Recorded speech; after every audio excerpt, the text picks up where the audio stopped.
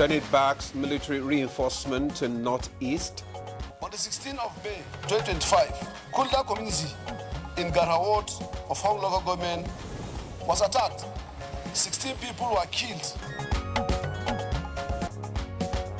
Nigeria police force gets new armored vehicles. We are going to hand over them to the Nigerian police force to enhance their security strength. APC North Central backs Tinubu for second term. In furtherance of this conviction, we wholeheartedly endorse Mr. President to contest a second term in the office of the President of the Federal Republic of Nigeria. And on Good Morning Nigeria today, we shall examine agribusiness policy. The National Agribusiness Policy Mechanism, NAPM, is designed to improve agricultural productivity, stabilize food prices, and drive economic growth. Now, this policy aims to transform the agricultural sector through data-driven policies and public-private partnership, in addition to the Green Imperative Project, GIP.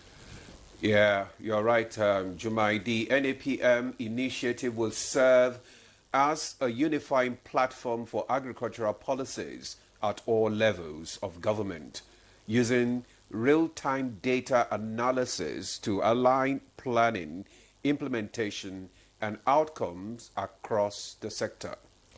Absolutely, and it will further seek to establish food prices by addressing issues like high flood inflation and lagging agricultural yields, in addition to aligning with government commitment to economic diversification by strengthening the agricultural sector.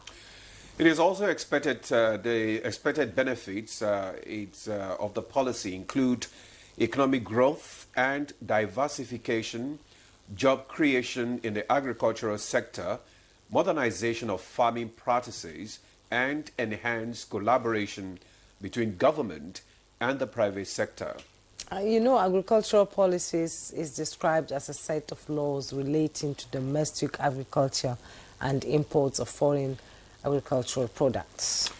Indeed, government usually implement agricultural policies with the goal of achieving a specific outcome in the domestic agricultural product market, and therefore expectations are high on this latest initiative. I am Ademola Adeoye. Welcome to Good Morning Nigeria. Indeed, expectations are high. And I'm Juma Yusuf. Thank you so much for joining us this morning. We're reaching you live on the network service of the NTA. Shortly, we'll join Dennis Adeguloye for the morning news. Much later, our newspaper reviewer, Chukudi Okolo Ubaja, will join us. Now, Dennis, what's happening in the news this morning? What's new? I'm about to tell the whole country good morning, Jume, and good morning, Ademola. Here is the news. The security situation in the Northeast took center stage at the Senate as they backed military reinforcements to tackle insurgency and strengthen the country's military presence in the region. The lawmakers' commendation of the gallantry of Nigerian security personnel also came to the fore as they urged sustained efforts to tackle insurgency in the Northeast, including the establishment of a military base in Hong local government area of Adamawa State.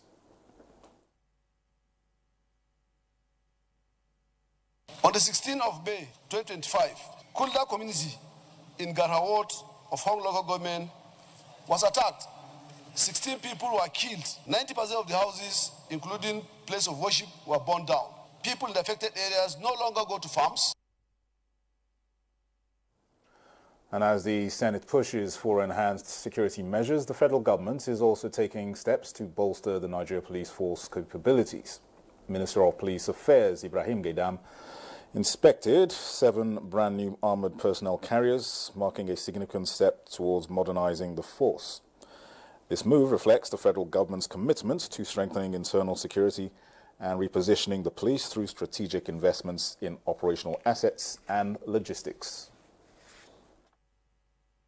These APCs you are seeing now, We bought them from our budgetary allocation of the ministry. We are going to hand over them to the Nigerian police force to enhance their security strength so that they can perform better. They are supposed to use this professionally to combat insecurity in the country. On the political scene, the APC North Central stakeholders have endorsed President Bola Tinubu for a second term. As stakeholders across the 6 states of the North Central geopolitical zone on the platform of the governing All Progressives Congress have asked the president to recontest for another term in view of his monumental achievements within his first 2 years. The resolution was reached in a communique drawn at the end of its second APC stakeholders meeting and attended by heavyweights of the party's extraction in the zone.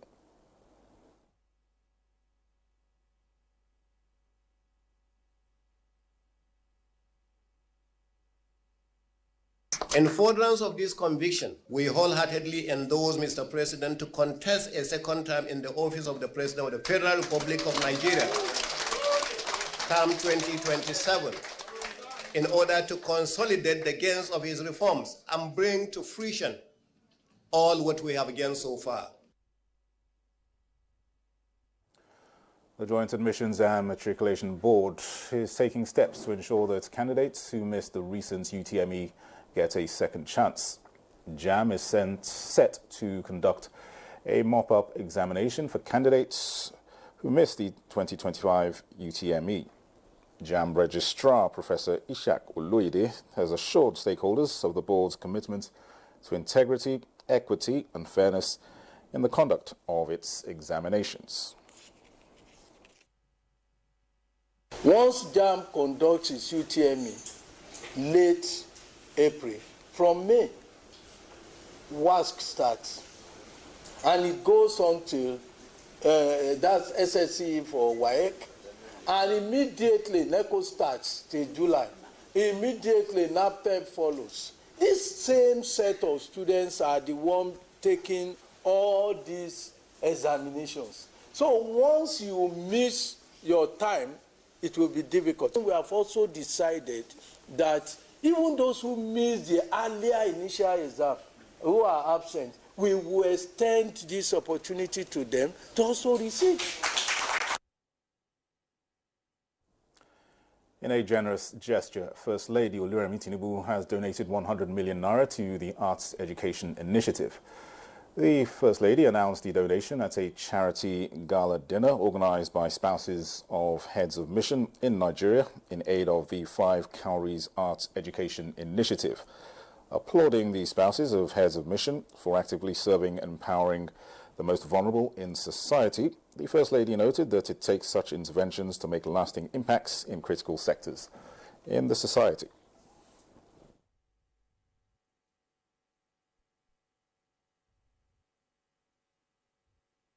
From renovating schools and assisting hospitals to support small businesses, your contributions are making a lasting impact in our communities. Therefore, you are no longer just an unofficial assignment in our country, but worthy partners in progress. I say thank you.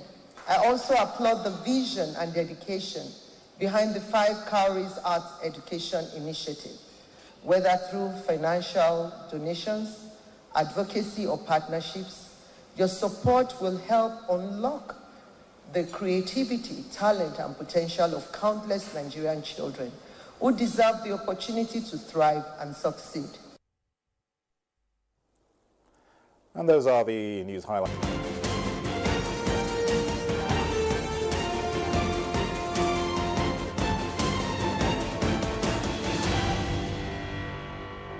Our newspaper reviewer Chukwudi Okolubaja is seated here in the studio. Good morning, Chooks.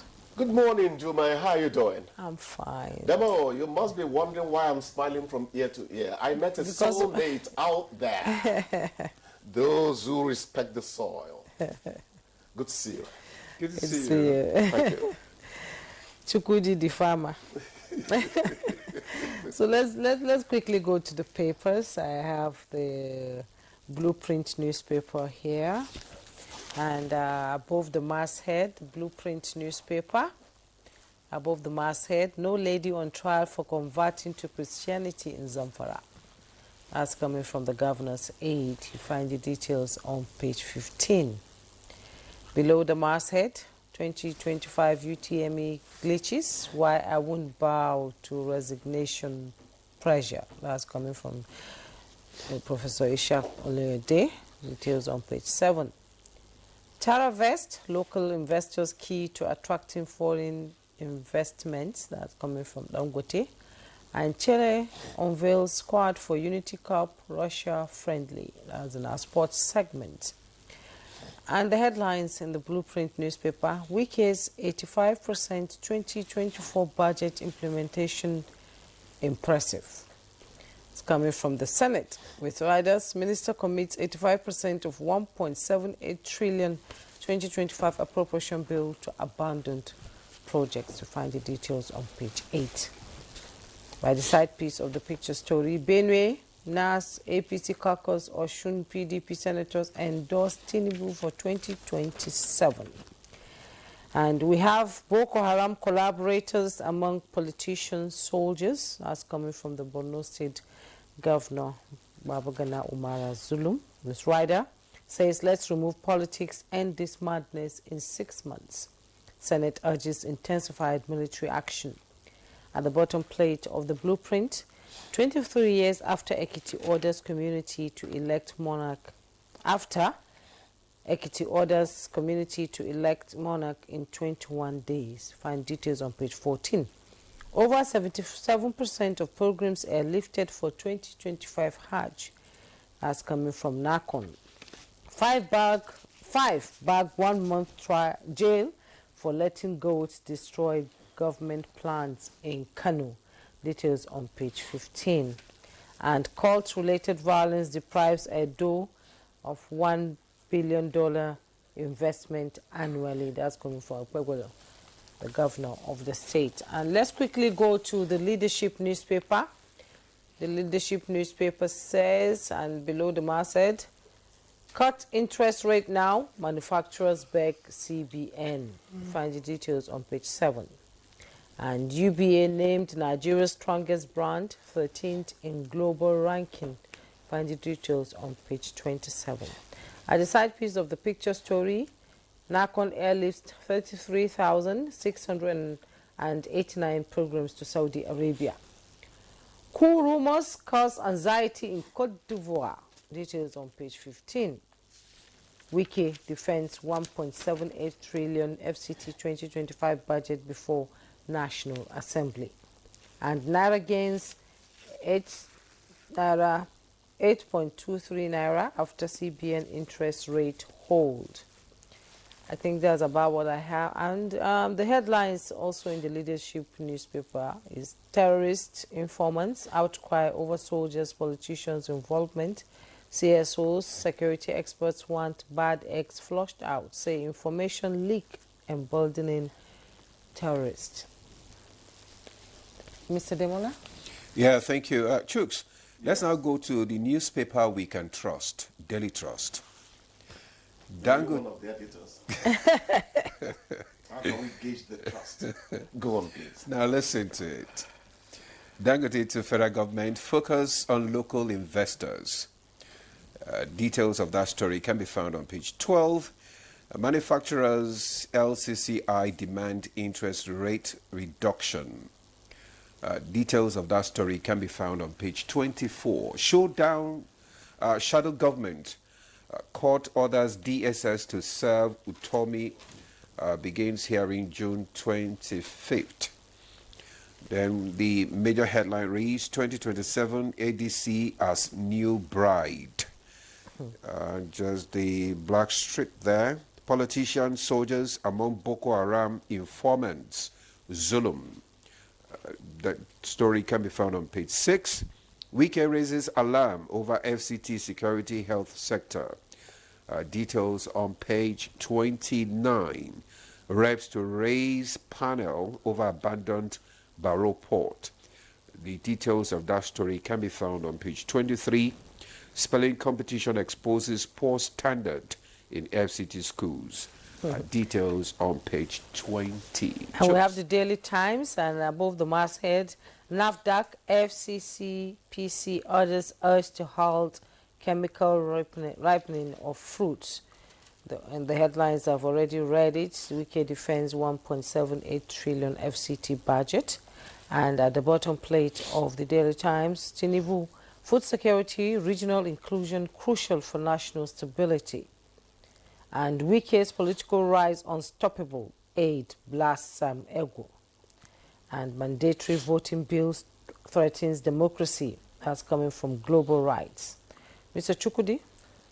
Let me quickly talk about Wike and the budget defense. He raises alarm over FCT security as well as health. And I say he's talking the way he should talk.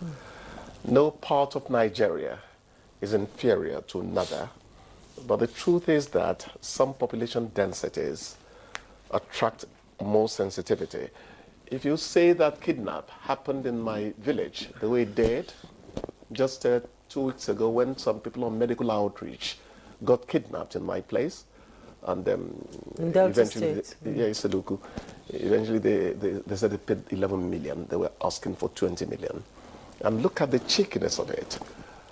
When they asked him to send for people who are going to bring the money, and he said his brother should bring the money, he said, "Okay, you be mumu. What if we carry your brother, join you, the money can go 30 million. Just send one man where they drink it for inside the village there so that the value does not attract us." Imagine where they've taken it. Imagine.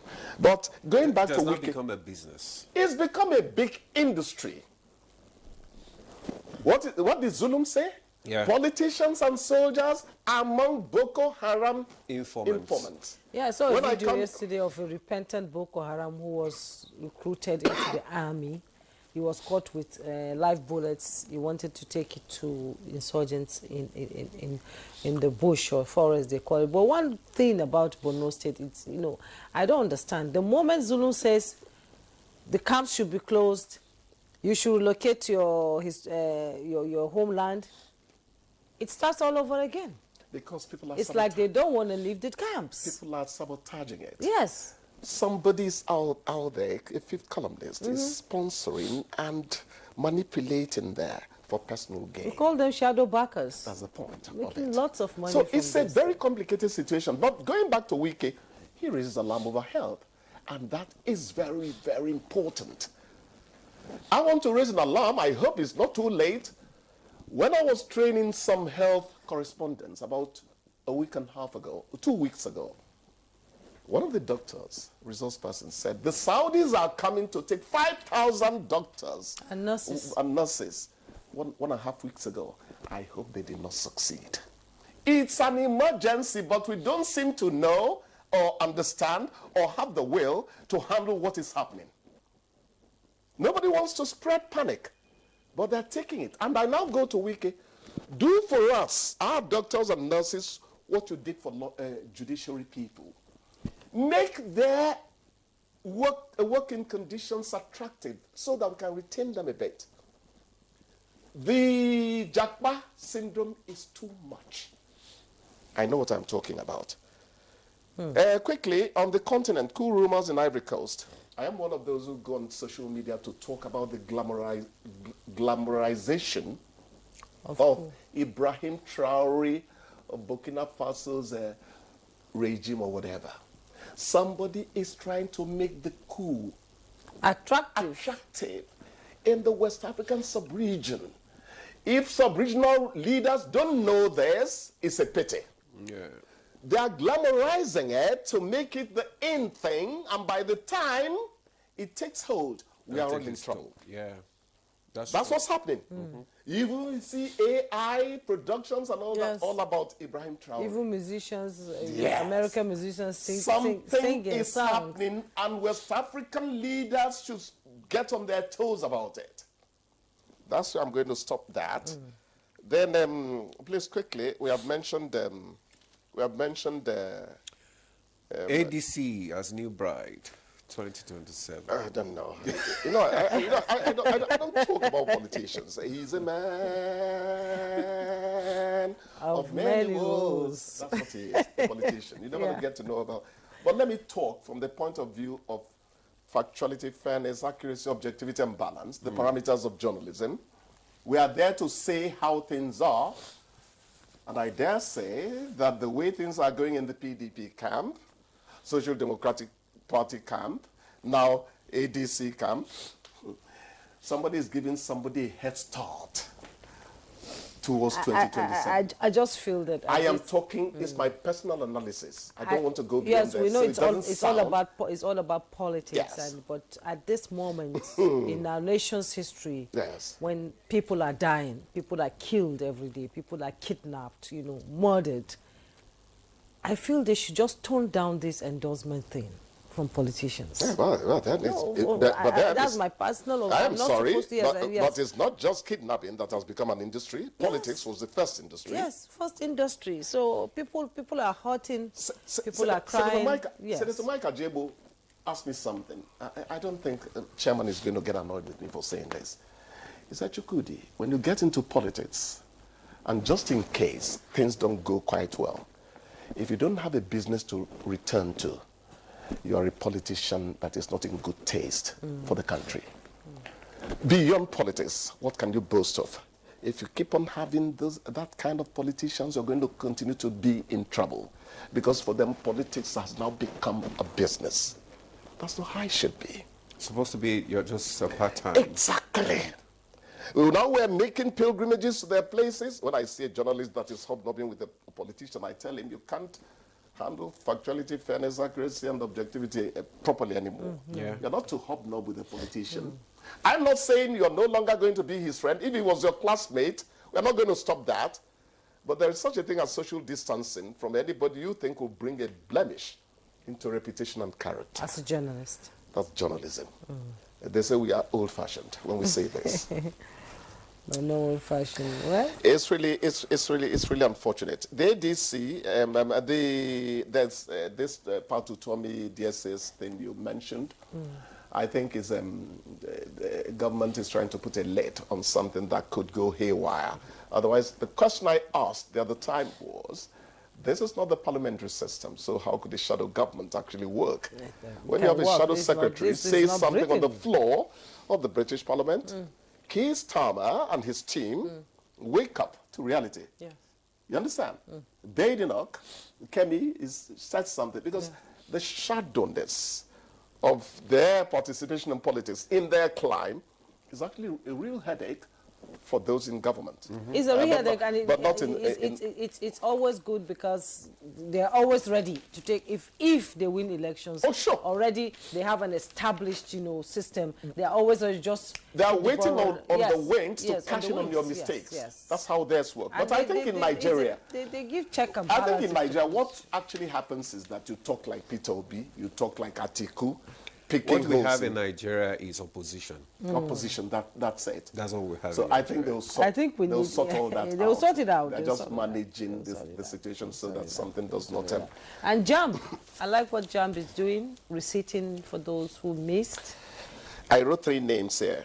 My stars, NDLEA chairman. Who's that? Marwa, that's him. Zulum, Babagana Zulu. Then Ishak Oloyede.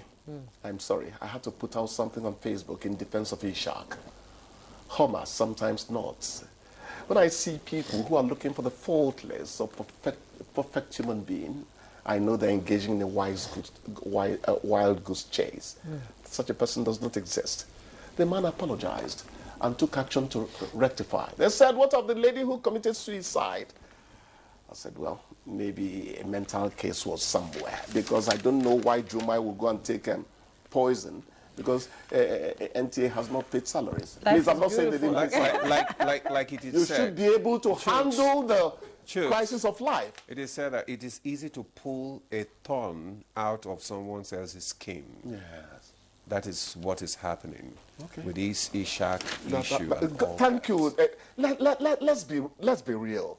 The man gave 6 billion naira in 2022 or thereabout to government. We didn't know that JAM could make money. Please. Okay. Please, I didn't say NTA does not pay salaries. I'm just drawing an analogy. Thank you. Thank you so much.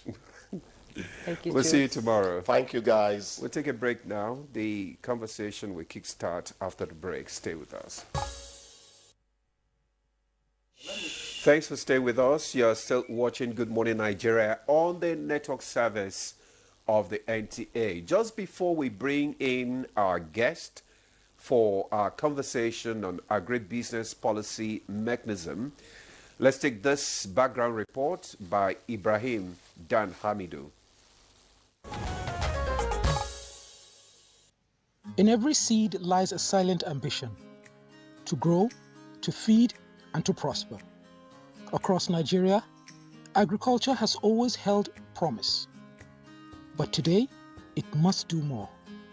Not just feed the nation, but fuel the economy. This is the mission of agribusiness policy by the President's initiatives. Agribusiness means seeing farming not as a way of life, but as a value chain, a full-circle economy. From production to processing, packaging to profit, it requires bold policy and even bolder execution. Nigeria's recent policies aim to transform agriculture from a development sector into a business sector. Strategies now focus on access to finance, mechanization, rural infrastructure, irrigation, and linking farmers to national and global markets. But beyond paperwork and promises, the fields await action. For agribusiness to thrive, it must be bankable, predictable, and scalable. That means stable policies, strong extension services, post-harvest systems, and a private sector trust. Technology is also rewriting the rules. Agri-tech is helping bridge old gaps, connecting producers to prices, weather to timing, and local knowledge to global best practice. Experts agree agribusiness is no longer just about planting maize or harvesting yam. It's about input to output optimization. It's about vertical integration, commodity mapping, and market intelligence. It's about building an ecosystem in Nigeria where soil meets science and policy meets prosperity. Because in the grand scheme of nations, those who can feed themselves and others hold the true power of the future. Value chain experts are on standby here in the studio to discuss how these policies can truly transform Nigeria's agriculture into agribusiness, and what it will take to make the sector bankable, investable, and globally competitive. Thank you so much, Ibrahim Hamidu, for that background report. And we have our guests seated here in the studio to discuss the Agri-Policy Initiative. And we have first, let me introduce Professor Abogambo, Department of Crop Production, University of Maiduguri. Thank you so much for coming. Thank you, Jumai. At least you're not on Zoom today. You're live in the studio. Exactly. Yes. It's a great pleasure to be back home. Thank you. And we have Dr. Emeka Okengu, Agricultural and Development Economist. Thank you so much for coming. You were here on Monday. You're here today. Yes. Good morning. It's a pleasure to have you. Also in the studio is architect Kabil Ibrahim, President, Nigeria Agribusiness Group, and AFAN President. Architect Kabil Ibrahim, you're welcome once again to Good Morning Nigeria. Thank you for having me. Thank you. All right, we also have a Zoom guest from Uyo, Akwa Ibom State, Professor Edna Augustine Akpan, Professor of Crop Science, Faculty of Agriculture, Akwa Ibom State University. Prof, you're welcome to Good Morning Nigeria. Good to see you. Good morning, all. Right, thank you so much. All right, let's just start by looking at this new initiative, this National Agricultural Policy Mechanism initiated by the government. You know, before now we've had some other initiatives in the past, like the Agricultural Transformation Agenda. We have the Growth Enhancement Support Scheme, Anchor Borrowers Program, and so on and so forth. So Tell us, what is the difference? I mean, with this new policy now, this initiative, Prof, let's start with you. All right, thank you for having me once again. Yeah. Now, the only thing new is, previously, agriculture was never viewed as a business. Okay. It was a kind of traditional thing. My grandfather was a farmer, my father is a farmer, so I am also a farmer kind of thing. But this time around, agriculture is viewed as a commercially, economically viable, profitable investment venture, whereby you, as any other business, you can enter a bank, pick a loan with the intent of making profit out of it. You have your plan, you have your master plan, whatever, but then this time around, you're going in as an investment expert. Okay. And you're sure that you're going to get a profit out of it. And another thing with the agribusiness is that not all of us need to be on the farms. You know, the value chain, the input delivery, the production, main production on the farms. Then after the production, the processing, the marketing, and the distribution. There are people that deal in agricultural products, taking products from the north to the south, from the south to the north. They don't know where the farms are. So these are the kind of people that want to entail across the value chain so that it will be a real business value chain, viable, commercially viable for the country and for individuals. We want to see the impact on the farmer at the subnational. By the time you now increase the value chain, you are giving the farmers the opportunity to gain more from their products. And that is the main difference between this particular policy and all the other policies. Okay. Yes. So this time it's a kind of investment-driven business idea agriculture. Investment-driven business idea. And opening the doors, opportunities for those who want to go into agriculture. Definitely. So can you tell us what are the key objectives of the four objectives are, there are four objectives actually to it. The first one is the agricultural input delivery. That's the seed, you understand, the fertilizers. Somebody can buy a tractor and he will be hiring the tractors. He need not to go to the farm. He has the drivers and everything. You go and hire his tractor. You clear your land. You pay him. He stays with his tractor. He continues servicing it. Then somebody will just be selling seeds. You understand? Another person will just be selling fertilizer. But they are not on the farms. That is the first premise. We have to take them into cognizance. Then the second one is the main production. That's where the farmers come in. They do the actual production on the farm, etc. Then after that, we need the processors.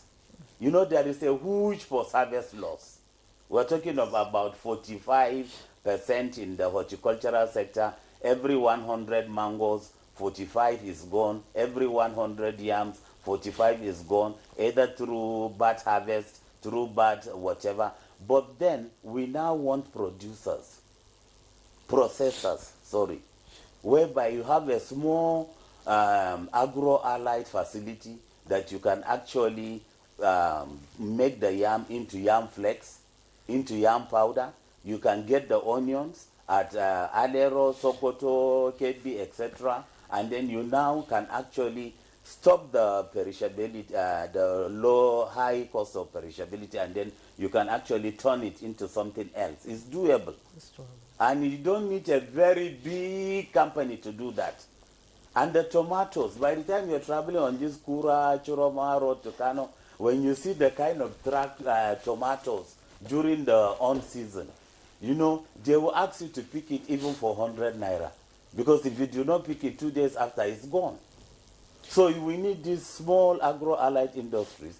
The oranges in Boko, the mangoes all over the country now, it's mango season. Everywhere you see, you go mango. But they're not single one processing plant.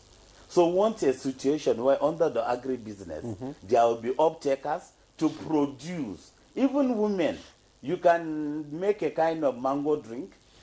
I can see in Abuja they've started. You see watermelon, beetroot, cashew, and then you see orange and pineapple. A kind of combination that women are doing. And it's going fast, really, it's going fast.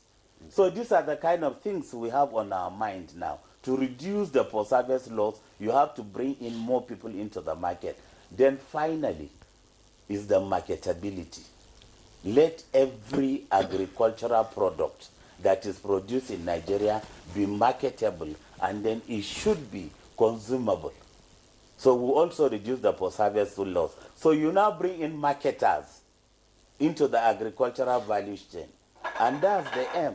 Those marketers have the money. They are not on the farms. They are not into production. But then they are waiting for the products to come out, for the products for somebody to process, and all of a sudden they begin the movement of the products from where it was it's a produced. collective. Exactly. And take it to where it is needed immediately. So these are the people you see moving across the country with the trucks, etc., all over. They know where the product is needed presently, and they know where they can get that product immediately. A case study, if you're looking for maize today, Saminaka is #1 destination. So you just move there, get whatever you want, and then push it to the south where there is plenty of poultry business, and people are waiting for poultry feeds. So this is the kind of thing that is in the new agricultural business, and I find it particularly interesting because for the first time, it's all comprehensive. It's all comprehensive. Thank you. Holistic and also workable. Okay, thank you very much, Prof. Dr. Okengo, you are agricultural and economics development analyst, and I know that you've been following, government initiatives, over the years, just like I asked Prof. What do you think is different with this initiative compared to the previous one, from your own experience? Okay, maybe I should not use the word follow. Maybe the right word should be participate. Okay, you've been participating. Professor Gambo and I had been part of that initiative at a technical level in trying to put that document together. Okay. And of course, you know my relationship with my elder brother, Architect Kabiru. No. You don't. This is our order. So the three of us in this room have been very integral in trying to develop the back end of agriculture. And maybe I should tell you, while I was in the World Bank as National Strategic Consultant for the mining sector, one of the things that I learned clearly was the intrinsic relationship between agriculture and mining. And that's what actually pushed me more to look at agriculture more than even the mining sector. And part of the arguments that I presented in that process was to say we have retained the pro-poor thinking mode for agriculture, and this has remained the bane of creating volume that can unlock value. And this is also the major issues with one word that Professor Gambo used, which is very heavy.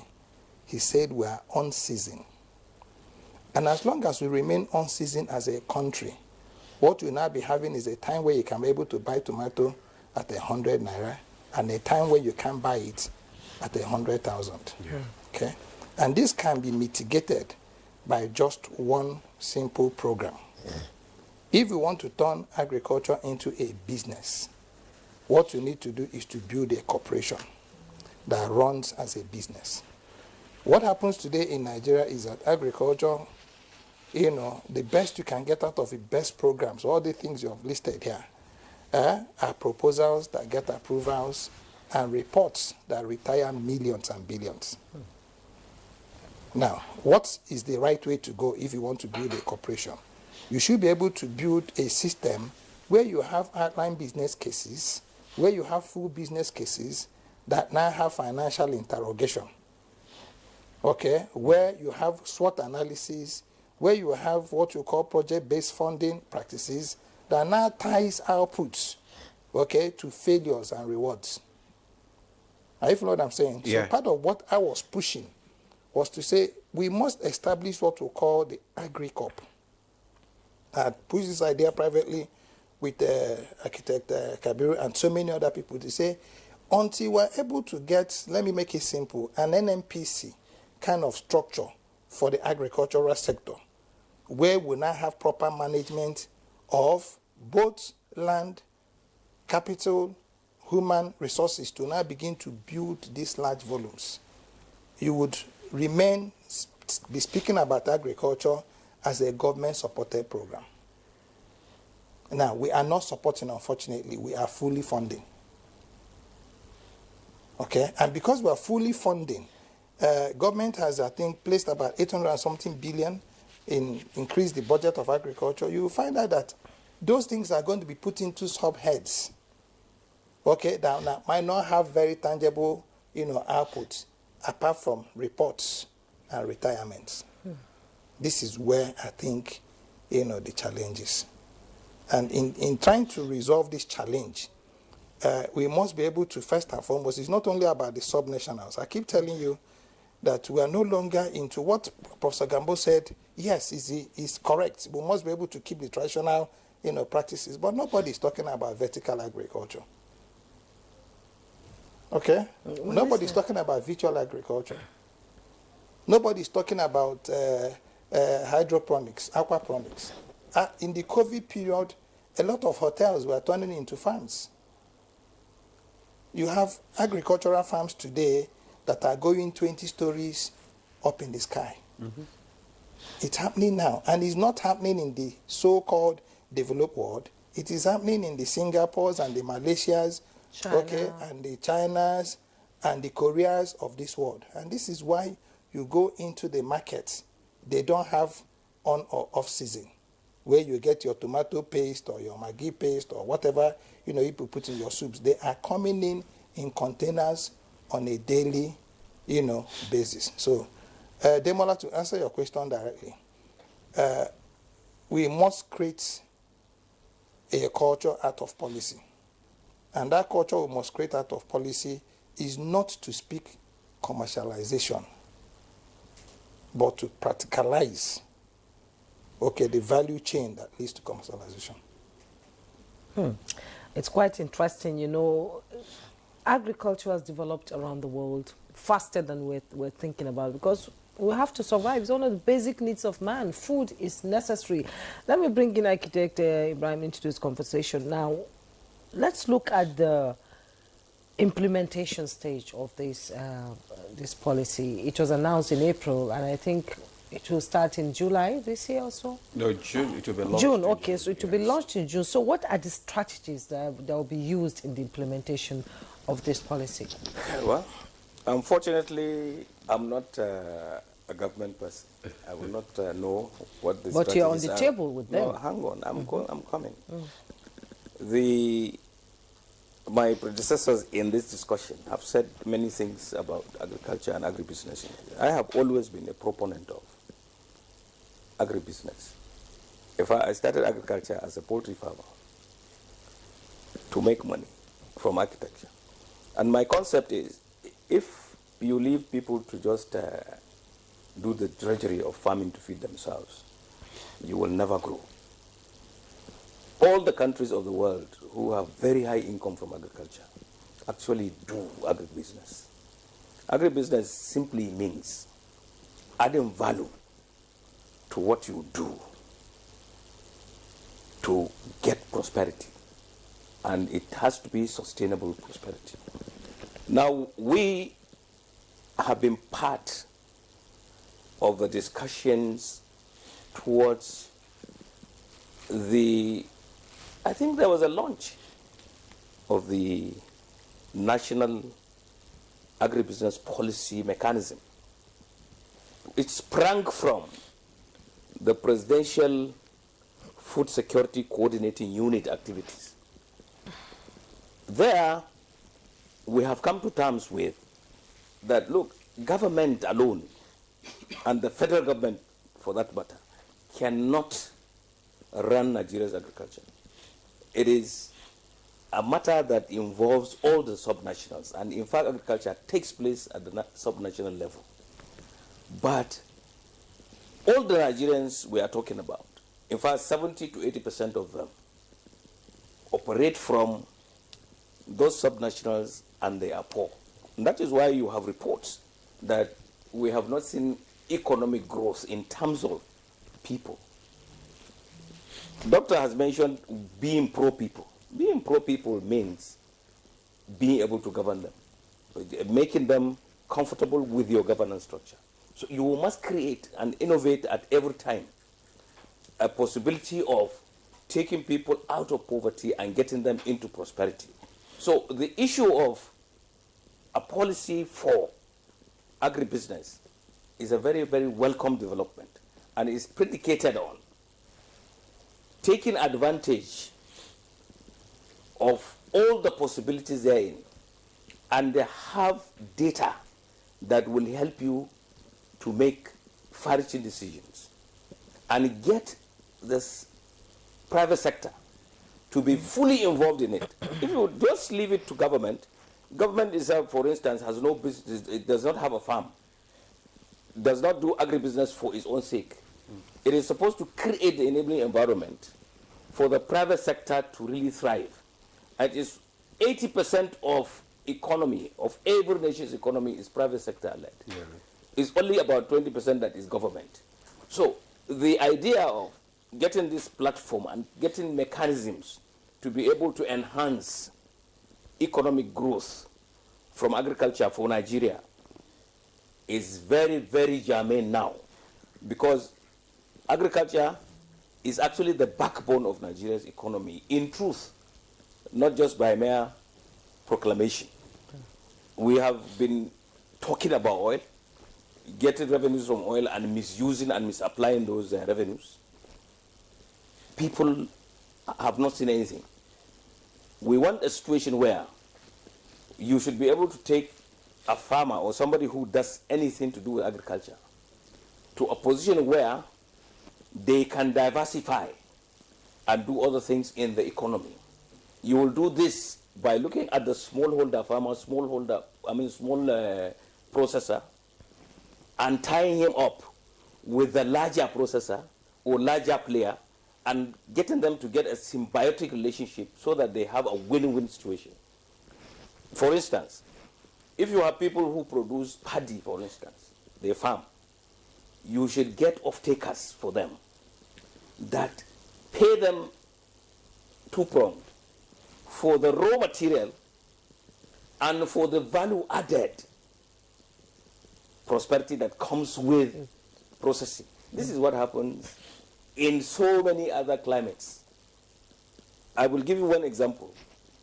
There is a place they call Germantown near Washington.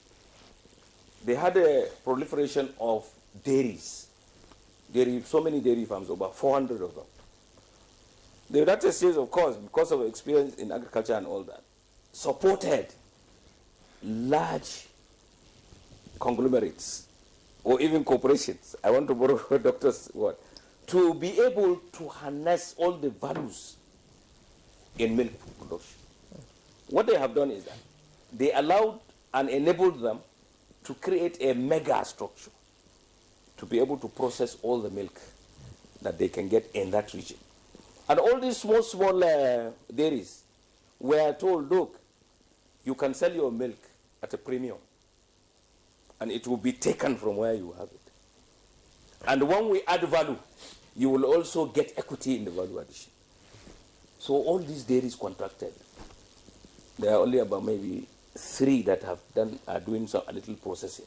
But all of them, in the mornings, in the evenings, tankers come, take the milk, deliver it to the processor. They get payment for the raw milk, and they get equity, and everybody is quite comfortable. That's why in the United States, for instance, nobody goes to the street begging for food. If you go to the Netherlands, go to even Brazil now. You know, when I was president of Poultry Association, we used to think or call Brazil a developing nation, and poor for that matter. Today we are talking about getting everything from Brazil.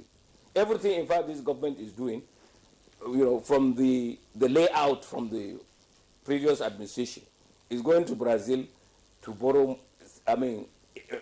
tractors, combined harvesters, now even livestock, and getting the Brazilian businessmen to come here and create agribusiness for us. Whereas the professors, myself, and all that should have been the ones really supported to do this thing in-house so that everybody will be happy.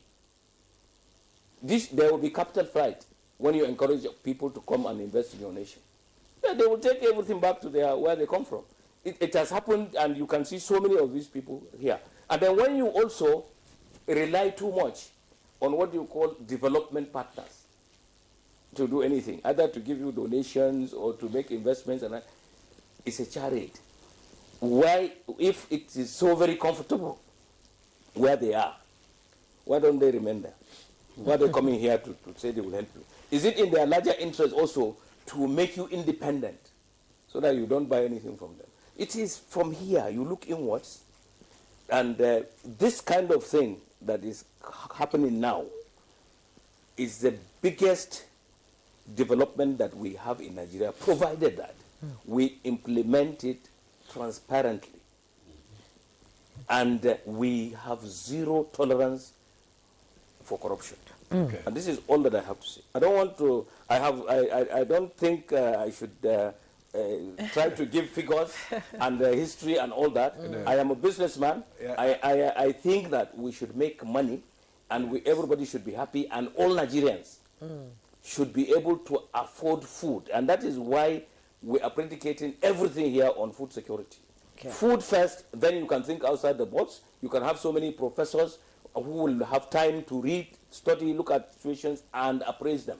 Okay. But if Professor Gambo, for instance, is hungry, how will he be able to do justice to even the subject matter? Well, thank you, Architect Kabir. Architect turned a farmer. And I'm sure you're making a lot of money farming now. All right, let's just escalate the conversation to Professor Akpan, who is a professor of crop science, Faculty of Agriculture, who is joining us via Zoom. Professor Akpan, I know you have been also listening to the conversation so far. Some of the challenges that we have faced in the past with the initiatives, in the past has always been that of implementation, just like Architect Kabir spoke about. So how will this policy mechanism ensure effective implementation and coordination across different government tiers and stakeholders, going by past experiences? Thank you very much. We need to consider a lot of things when it comes to agribusiness. First and foremost, we need to know and understand that agriculture is business. And for us to be able to succeed as a nation, agriculture has to be a private sector driven, but with support from the government, as it's been done in other climes.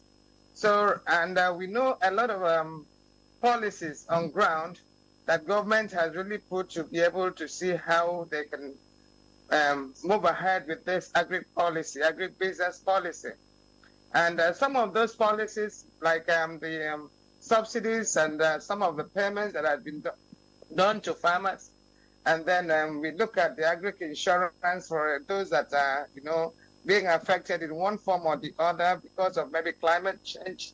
And then we also look at the market access, because we have a lot of people that have produced their products, both the crops and animal products. And then, like they had rightly other conversation members have rightly mentioned, they needed off-takers to off-take those products from where they produce to the consumers and processors. So the value chain approach is supposed to be quite apt, so that every active member of that value chain should be able to benefit from it.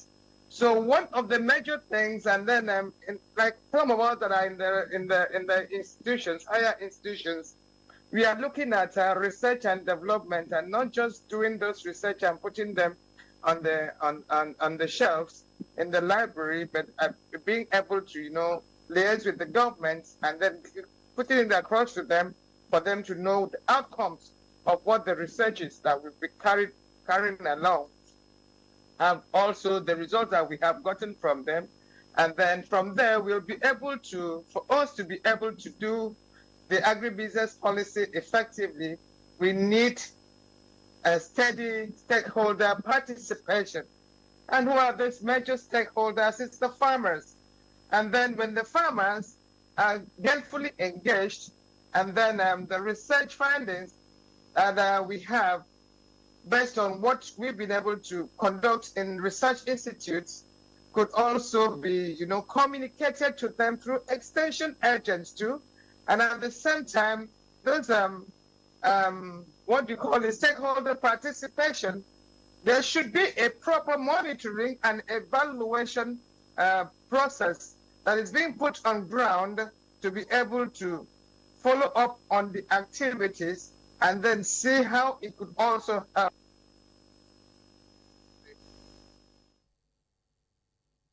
And I believe that when the stakeholders are being carried along, and then there's adaptability of this new policies on agribusiness, and then proper monitoring and evaluation, as I have rightly said, then the major stakeholders, being the value chain actors, are being carried along, will be able to get to where we need to be here in Nigeria as far as agricultural business policy is concerned. Thank you. Oh, Professor Edna, I would like to stay with you a bit there. But before I throw my question to you, please, the number for you to send your SMS and WhatsApp to join this conversation is on the screen. So you can send in your views so that we can be able to read them to the guests in the studio, and then you get your answers to your question. Professor Edna, the grassroots is the base for agriculture in Nigeria. How do you think through this policy they can be brought on board to contribute their quota to food security? Your question again, please. I said agriculture is at the grassroots. So how can they be brought on board, the farmers at the grassroots? How can they know about these policies, and how can they contribute to food security in Nigeria? Well, first and foremost, we need to enlighten the farmers on the new concepts. Most of them, they're into the agribusiness itself, but they do not really know much about it, the processes involved. So they need to be sensitized properly, and the awareness needs to be created amongst the farmers, and then the farmers need to be trained and retrained, using a language that they will understand, so that they could be able to, contribute meaningfully to agricultural production and productivity in Nigeria.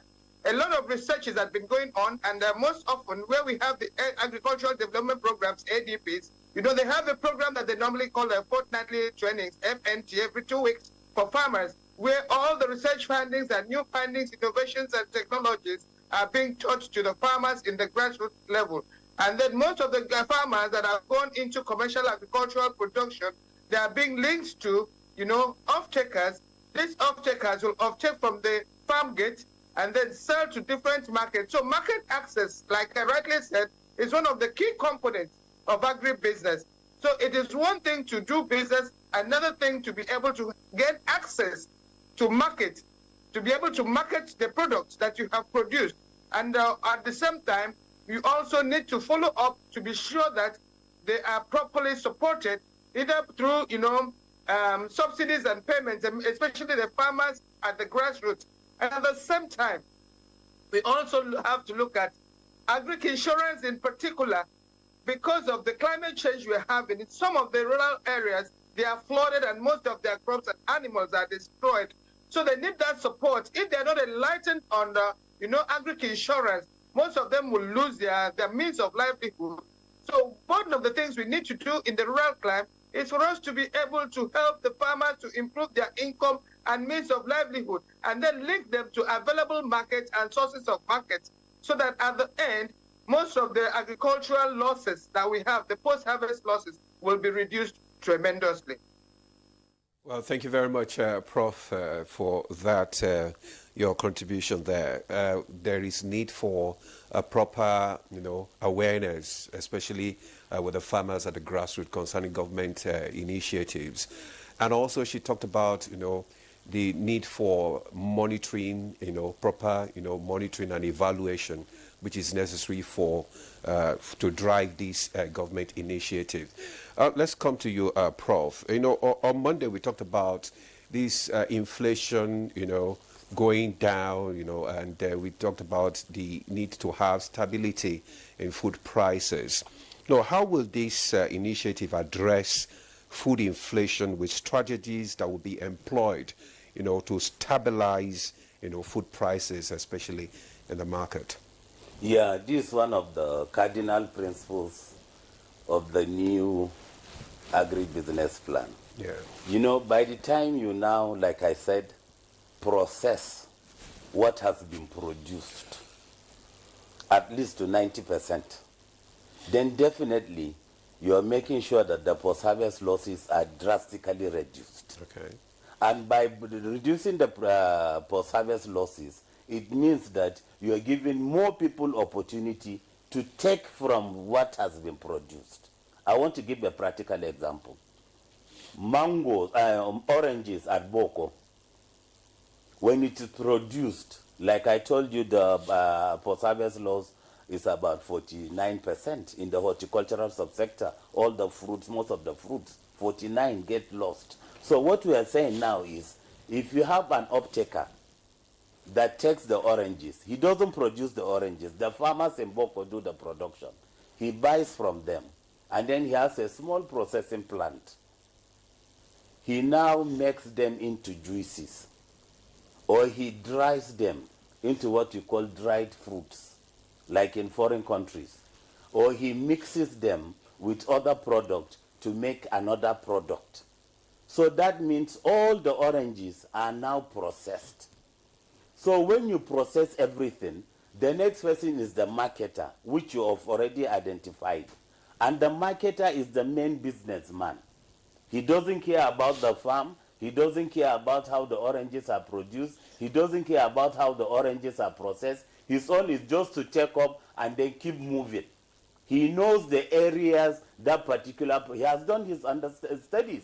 So he knows the areas where those particular products are needed. And then he now carries them as quickly as possible. Then from there also, he might also fill his trucks with other things and bring it back. So through that, the food security is going to be enhanced because the post-harvest losses are going to be drastically reduced. But then there is something very fundamental to that, and the policy has captured it: mechanization and technology. Without these two things, all the things I'm talking about now cannot be possible. You cannot be using pestle and mortar to be making fruits, fruit juices. Really, Jumai, it's very difficult, it's even difficult in your house. You understand? So it's just for a small scale, but now we're talking of a larger scale. So you just have to give the incentive to those people to make sure that they have the necessary machines and they also have the necessary technical know-how. That is very important. And talking about mechanization, the country is a vast country. Desert here, forest there. Low rainfall here, high rainfall there.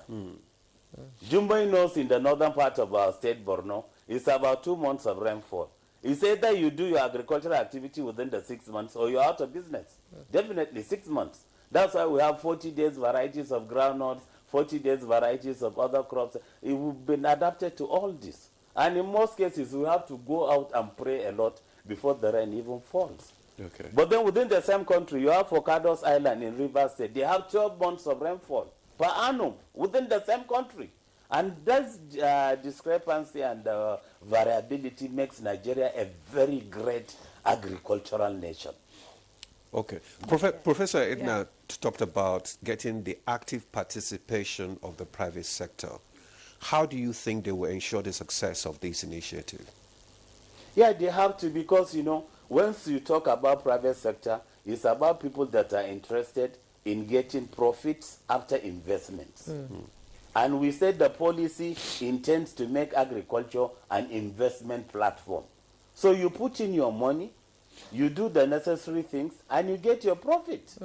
You can go to the bank, get a loan, come and invest into it, you get your profit, and you pay back the loan. So there are plenty of private sector players in the agricultural field, even as we are talking now. People that are dealing with fertilizers, people that are looking pest and chemicals for pest control and disease control, people that are dealing with high quality hybrid seeds, etc. They are in there, private sector, even now. Go to every village. Go to every market day in every village in this country. You see those people selling chemicals, selling fertilizers, selling everything. They are there, private sector. Without any governmental support, they are doing their work and they are getting the money. Okay. During harvest, when you go, you see people who come with plenty of money, mopping up bags of beans, bags of groundnuts, etc. It's well known. Yes, exactly. It's well known. Yes. We've seen it even in Maiduguri. You know, before Boko Haram, the trailers that leave Maiduguri to Central Africa, Cameroon, Chad, you know, but unfortunately, insurgency has sort of brought it down a bit. So we have some questions from our viewers. They would like you all of you to respond to. Let me start with Alhaji Garko from Karo site, Abuja.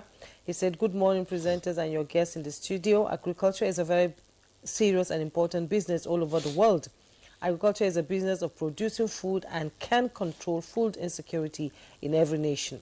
Any nation that can feed its citizens well will have less insecurity and other forms of crimes in the society. I think it's high time to do away with manual way of farming in this 21st century. I want to ask your guests in the studio, what is making it so difficult or hard for the federal government to actualize mechanized farming in Nigeria, as it is happening in other nations in the world? Farmers in other nations are the richest people in the society. Alhaji Garko from Karo. And another one said, good morning to everyone in the studio. What's the government doing about storage facility? It's because most agri-products are perishable, and if you go to the rural areas where these products are coming from, you will see a lot of perishable ones, and farmers lose money in this era. What is government doing about it? That's Engineer Bello Abdul Malik from Kubwa. And another one said, good morning, my brother Demola and sister Jume. I'm Abbas Abubakar Saad from Jalingo. Agricultural policies often offer benefits such as increased food production and job creation. However, I have two questions. He said, how can these policies be made to effectively support smallholder farmers, especially in assessing modern farming tools? I believe it's high time we take irrigation farming seriously. We shouldn't rely so heavily on the rainy season. We need year-round production, otherwise we will continue to face shortages and complain. His second question is, why did the USA, China, and India do differently? What did they do differently to support their farmers in feeding their large populations? If there is, can we adapt that?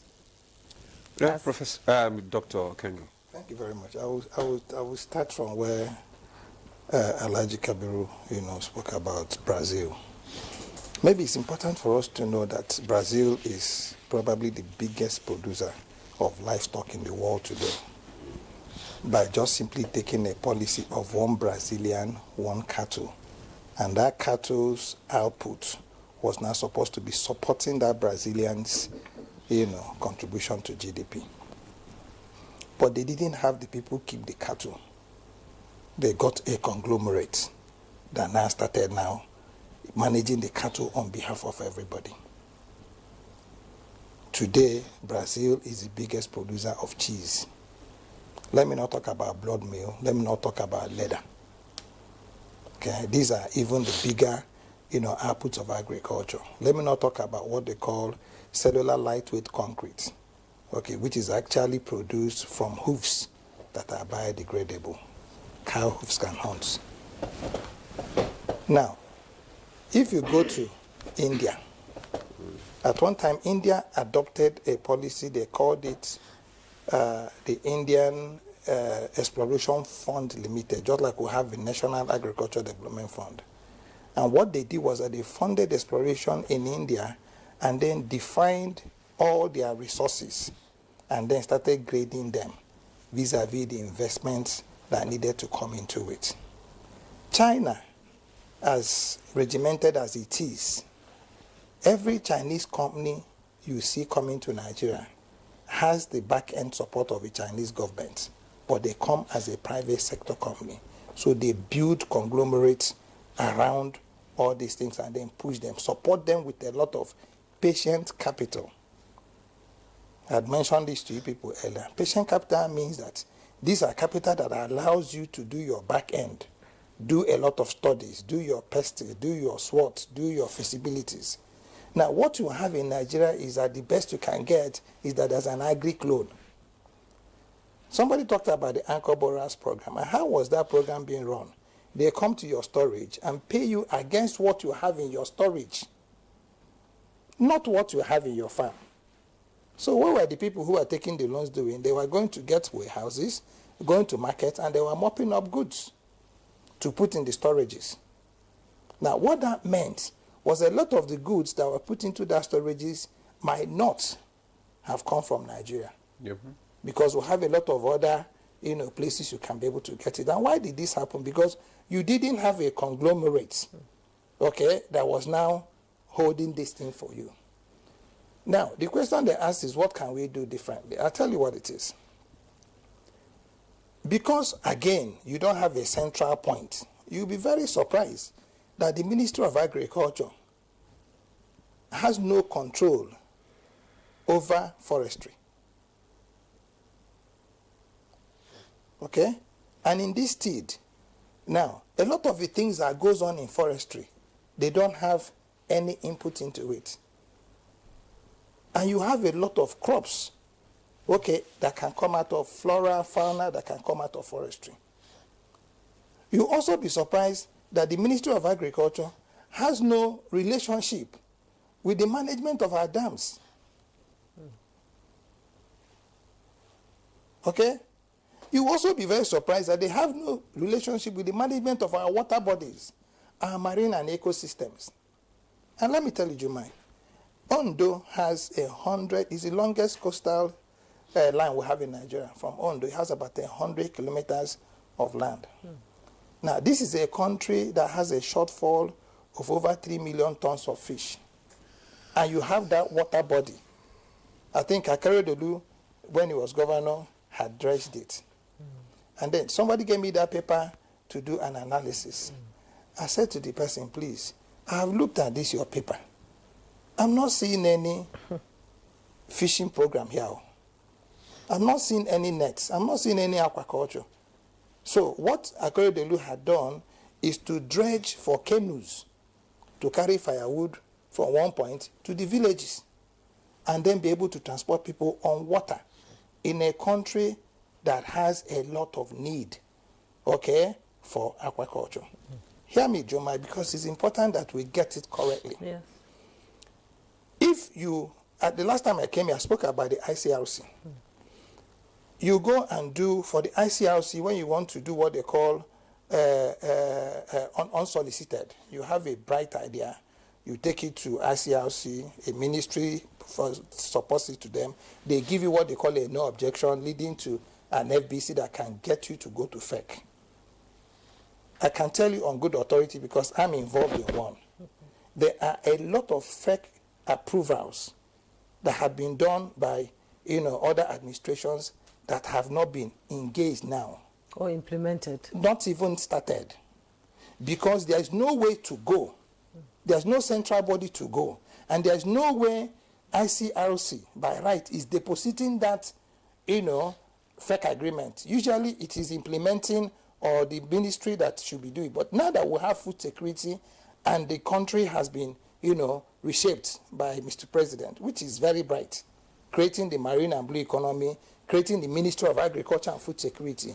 What I expected, was that everybody and anybody who had a program around those sectors would have been advised to now go to do a presentation, do a report, do a status report, which is what I thought the CDCU, would have been doing. To say, if you have any project 15 years back, 10 years back, 20 years back, government is a continuum. And can I tell you, and I'm going to rest on this, there is nothing in this new policy that is not in OFNO.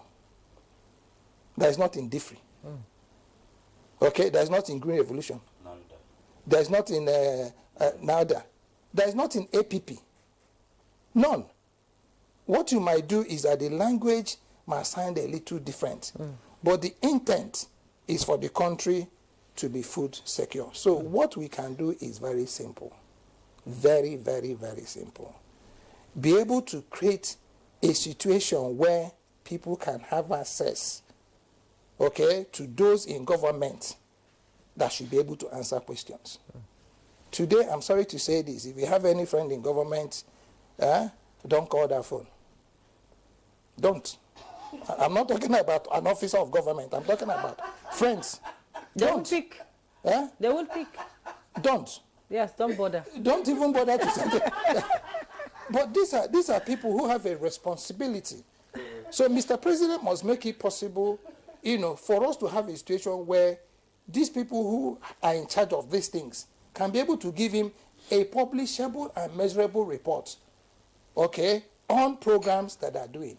You have ministries today. I can discuss it if I have the time, but maybe I shouldn't. But I'm saying to you, we're talking about food security. And I dared you, and I'm going to use it as an example. I'm going to put those bags in Borono. Oga keeps talking about season. And I said to people, forget about season. It is about water. It is about water.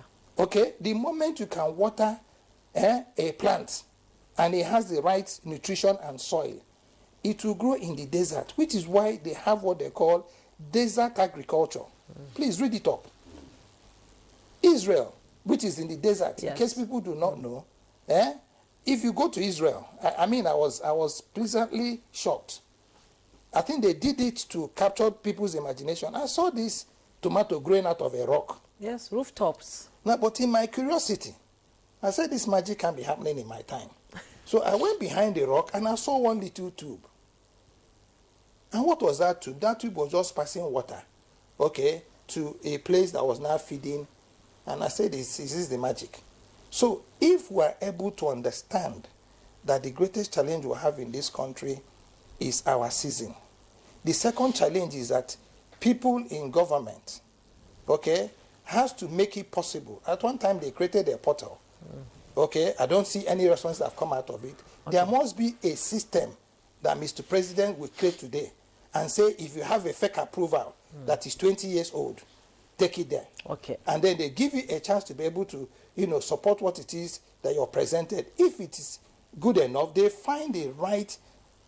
And again, please. Dr. Okengo, we have to pause you here because it's time for us to go for a break. Probably when we come back, you just complete your thoughts there. Stay with us. The conversation continues. Yeah, welcome back. You're still on to Good Morning Nigeria on the network service of the NTA. And the conversation is still the National Agribusiness Policy Mechanism. And we have our guest in the studio. Before we went on break, Dr. Okengo was about to conclude his thoughts on the questions that were sent by some of our viewers. Maybe in just 1 minute, because we have... To trigger some thoughts, what I think government should do, first and foremost, is not to do this as government. Okay, if government had called a corporation, every corporation that comes into this country, the first thing you do is to look at their profile. What do they show you? Exactly the kind of thing that my boss has said here. 400 people will come together and say we're an SPV. And then they answer one name. Who is managing director? Alhaji Kabiru. Now, they put the pictures of the 400 farms, and it comes with his board. They say this is the biggest in the world. That is how you create the bulge. Now, what government should do with this policy, which is what I advised, when we were working on it about 2-3 years ago, when I was asked to be part of it, you say, create the Agri-Corp. Get somebody of note. Let all the whole poultry people come together. And then let them give that poultry, their poultries, to Alhaji Kabiru. It becomes Kabiru and Co. It becomes the biggest poultry in Africa. They can compete in America. And everybody will earn money. This is what they do in the Netherlands. I've been there. I went to Verbeek farms in Netherlands. You'll be shocked. They have a sheep. They process their chicken on the sea because they have about 10,000 poultry farmers who they give their feeds.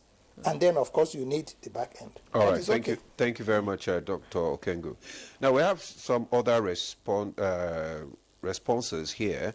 And this one is Enito Yekomi.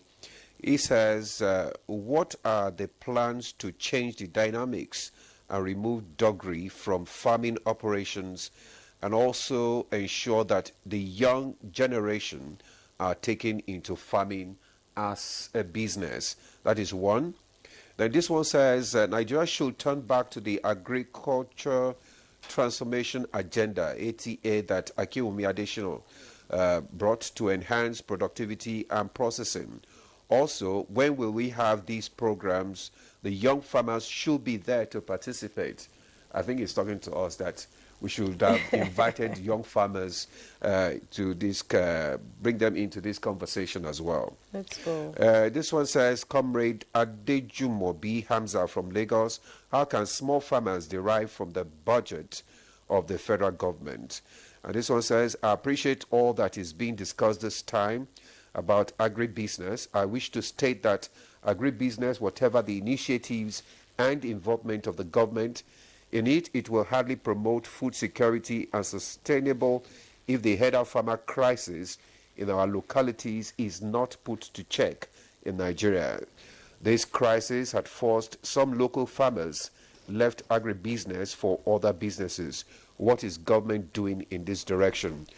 This is from Dr. Tanimu Osu from Nasarawa State. Okay, I have some questions here, some contributions here from Dr. Abiola Olagunju Oluwanike. Said, I'm really thrilled at the discussion on agribusiness this morning. My addition to all of this is that the farmers at the grassroots must be carried along. 70% of our food comes from them. The world is also now a global village, so also should farming be. There should be helplines just as we have for banking and others where farmers can easily run to send their problems, get information and be on the same page. I've seen it happen in Ghana.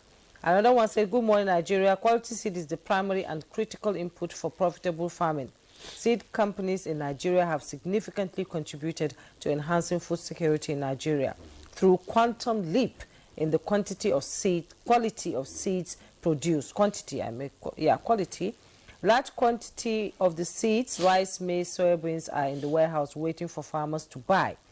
What do you think will happen to these seeds if the government imports 10,000 tons of rice into the country? That's coming from Olonilua Femi. Another one said, good morning to all presenters and all the resource persons. The farming season just begins now. The farming inputs are not easily accessible for the farmers to be able to cultivate large hectares of land. Also, the insecurity that is ravaging most of the states, how can these farmers be able to go to farm? Most people are even afraid to take loan because you're not even sure of harvesting the crops after going through a difficult time, and someone will ask you to pay ransom before you harvest your crops. I'm Samuel Luca from Jos, but residing in Abuja.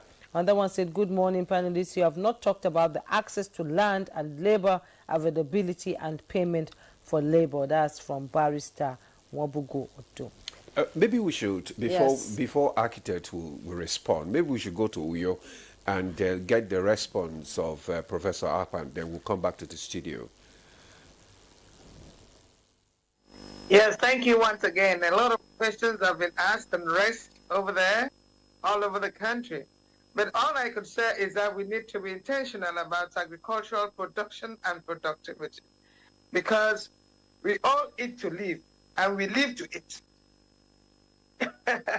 And then to be able to solve most of those issues that have been raised, we need to have at least agricultural hubs, agricultural hubs in most of the, in all the geopolitical zones, or even all the states, so that it could also help to, solve most of those challenges that the farmers do have.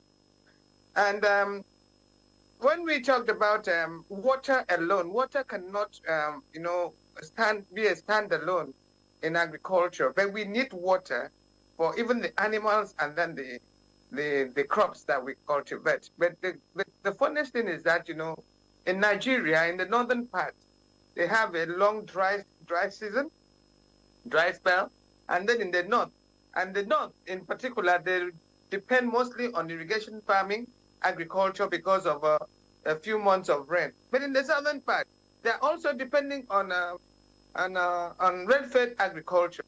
So I think agricultural production and productivity has to be, location specific when we are trying to tackle those challenges. So like I rightly said, we need to be intentional about all the approaches and then the strategies we need to put in place to be able to make agribusiness policy work in Nigeria. And like we rightly said, since it is all encompassing, these are the rules, that are being put in place and the strategies that are being put in place by governments and organizations and even the farmers to be sure that food is available in the country. So, and I also plead that the federal government should have a dedicated budget. Everybody, irrespective of the area of specialty in Nigeria, needs food to eat. So they should be intentional about food production. That's my take for now. Thank you. Thank you very much, Professor Edna. Let's now come back to Architect Kabir. Your responses to some of those questions. Well, I think all the questions are very, very apt. And of course, all of them, when properly answered and transparently addressed, they make for good agribusiness. You cannot have sustainable agribusiness if you have insecurity that is against productivity in general. You will not be able to process, to be able to go to the market and get money if all these factors are not working.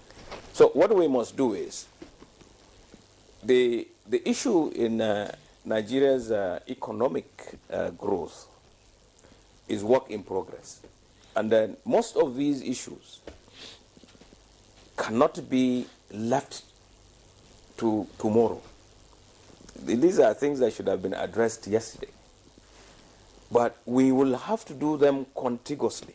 You have to ensure security. You have to ensure mechanization. You have to be able to produce the year round. And thereby, you must amplify irrigation. You cannot depend on rain-fed agriculture and be prosperous. Sometimes, it's very, very easy for anybody to say, well, we work 2 months, we work the land for 2 months, and the rest of the time we are resting. What about economic losses during that time? We must be able to have data. We must be able to assess and reappraise and get the true situation, not fairy tale. You cannot plan when you do not have sufficient data and details. Okay.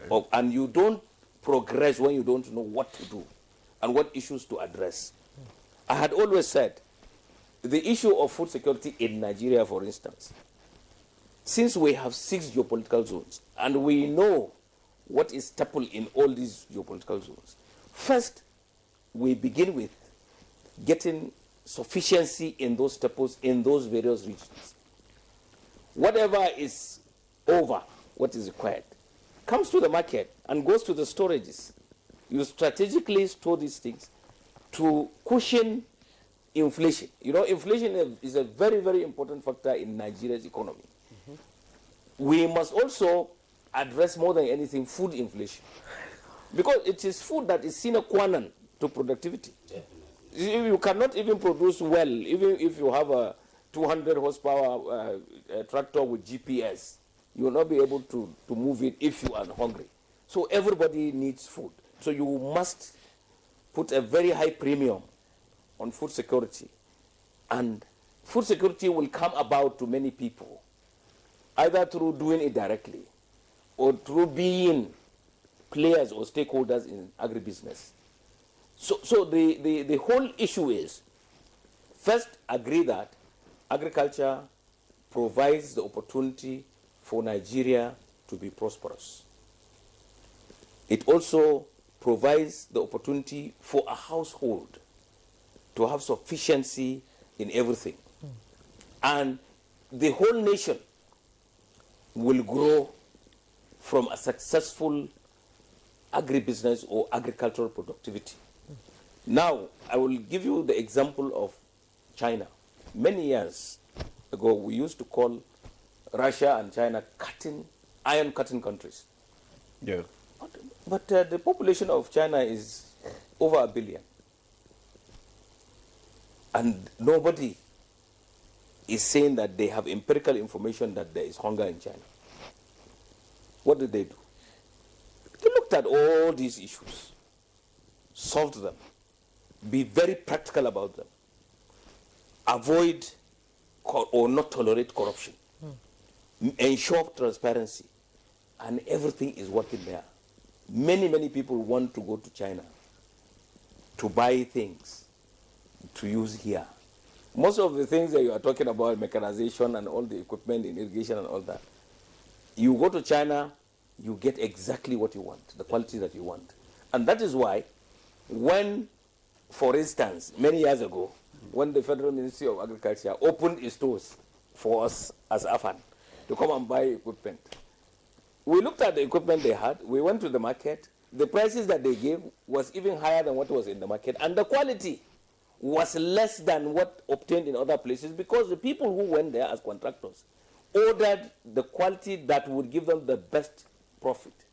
So if there is government intervention, it should give and obtain the best quality to the people who will work, and that's something that is going to be there for a very long time.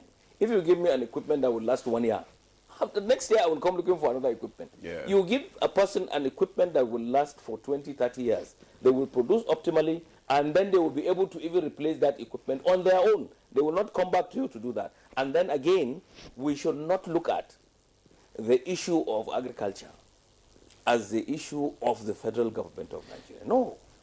Agriculture really takes place in the rural areas. Agriculture all over the world is a rural vocation. Okay. If you go to the Midlands in England, for instance, this is our colonial master. Go from Paddington Station up to Manchester. You see farms, you see animals, you see people, animals grazing and all that. They are not in central London. So if you come to Abuja here with a guy like me and say that you have a farm in Abuja, where is the farm? Show us what you do here. What happens is people should go to the rural areas, and the governors have to be more serious on agriculture than the federal government. I mean, recently I was just talking with my friend here who works with the Governors Forum or whatever, and I said I gave an advice through ACF to the northern governors, because everything that is in the public domain is showing that there are a lot of stresses and turbulences in northern Nigeria. There are many people who are jobless, many people who go hungry and all that. I said, what this government has done in allocations is so much that every governor in northern Nigeria, for instance, can bring out 3 billion naira and put it in a pool for the 19 governors and address the basic needs of agricultural production now. And in 2025, you can see the difference. You can measure it, you can see it if everyone coalesces with every other person to do this thing seriously. Collectively. So the thing is that we don't sit here in NTA and talk about the federal government has not done this. No. In fact, for agriculture, we should talk more. We should dwell more on what the subnationals should do to agriculture. Okay. The federal government is supposed to, of course, create the enabling environment because it has all the forces to ensure everything that we have been talking about, zero corruption, security, and all that. So as far as we are concerned, the policy now on agribusiness should be held very well and implemented very well, and people should be encouraged to take part in it from the private sector more than from the government. Thank you very much. Thank you so much. And let me come to Professor Gambo now.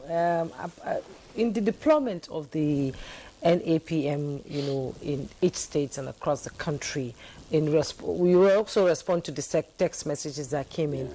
What should be the top priorities? Okay, now there is something that is very significant that was raised, somebody talking about youth inclusiveness into agriculture. Last week I was invited for a program, inauguration of youth in agriculture.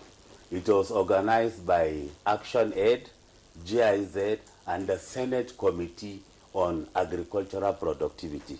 In fact, Senator Salim Mustafa, who is the chairman of the Senate Committee, was there. And once we inaugurated the youth, they came from across the country. You could see them across the country. And I think I did not see anybody that is above 25. But they've already formed themselves into a formidable force.